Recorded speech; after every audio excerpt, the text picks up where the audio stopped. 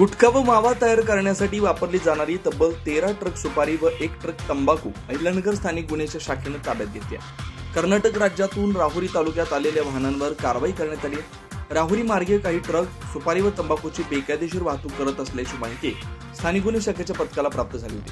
मिळालेल्या माहितीच्या आधारे पथकाने राहुरी तालुक्यात जाऊन या 13 ट्रकवर कारवाई केली आहे। सुपारी व तंबाखू मिळून एकूण 8,43,45,00,000 रुपयांचा मुद्देमाल स्थानिक गुन्हे शाखेच्या पथकाने ताब्यात घेतला।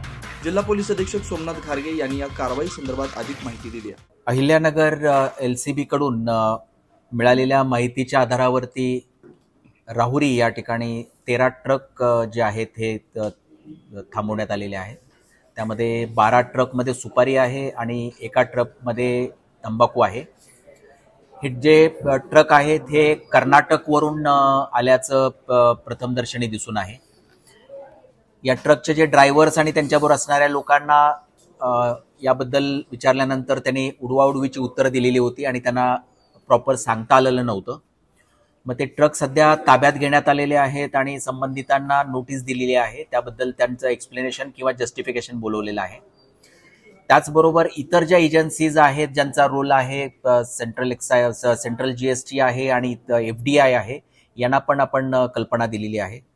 नगर जिल्ह्यामध्ये शेवगाव, पाथर्डी, नेवासा आणि अहिल्यानगर शहरामध्ये मोठ्या प्रमाणावरती मावा बनवण्याचे काही म्हणजे युनिट्स होते, कारखाने होते, जे मागच्या 2-3 महिन्यामध्ये उद्ध्वस्त केलेले आहेत। तर या ठिकाणी पण मोठ्या प्रमाणावरती सुपारी जी आहे, सुपारी आणि तंबाखू जे आहे हे मावा बनवण्यासाठी येत असते।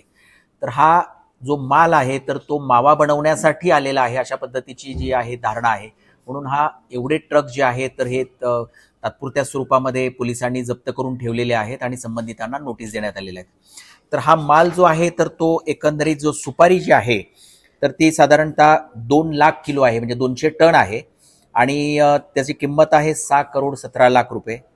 त्याचबरोबर एक ट्रक जो तंबाखू आहे त्याची किंमत आहे 15 लाख रुपये। अशी टोटल 8,43,00,000 रुपयाचा मुद्देमाल जो आहे तो सध्या जप्त करण्यात आलेला आहे। माल जो आहे हा त्यांच्या म्हणण्याप्रमाणे कर्नाटकवरून दिल्लीला चाललेला होता। त्याचं व्हेरिफिकेशन आपण करतो आहोत।